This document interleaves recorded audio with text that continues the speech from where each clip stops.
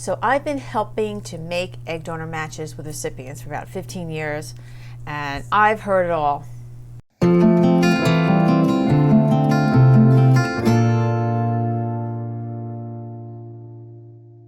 Hey, Kathy Benardo here from the Northeast Assisted Fertility Group.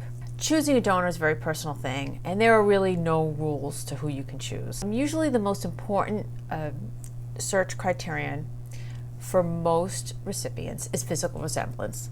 And that's understandable. You want your donor to fit into your family and to look like you, and that makes a lot of sense. There's ethnicity, for example. So if you're Scandinavian, you try to get someone Scandinavian, but maybe someone Irish will be okay if she's blonde and blue-eyed. But for other ethnicities, like Jewish people, for example, it's important in their religion to have a Jewish donor, at least some Jewish in them. Other ethnicities I've come across, like people who are Greek or people who are Armenian, it's really important for them to have like a Greek or Armenian donor. Now, we had one Armenian couple who was very interested in a donor who spent some time in Turkey and spoke Turkish, and they were really concerned that she was part Turkish because of that horrible history between the Armenians and the Turks. And I had to assure them, no, she was just spent some time there, and that's why she speaks that language. She hasn't had any Turk in her at all.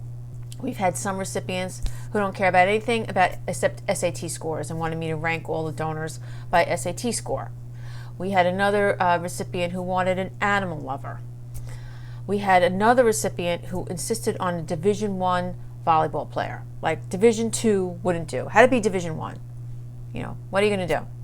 We had one recipient who was starting a new family with a new wife, already had a family and grown children, and coincidentally, his daughter happened to be a candidate on the database. So oops, I had to take her off the database so he wouldn't see.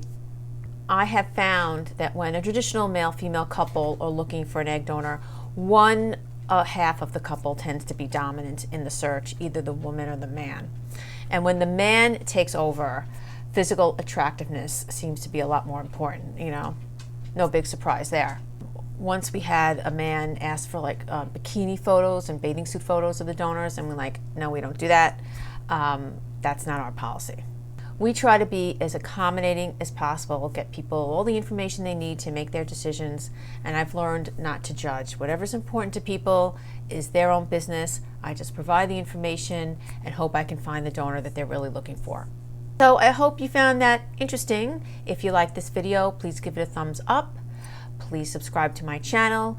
Please go to assistedfertility.com and request access to our donor database, which is free. Thanks so much for watching.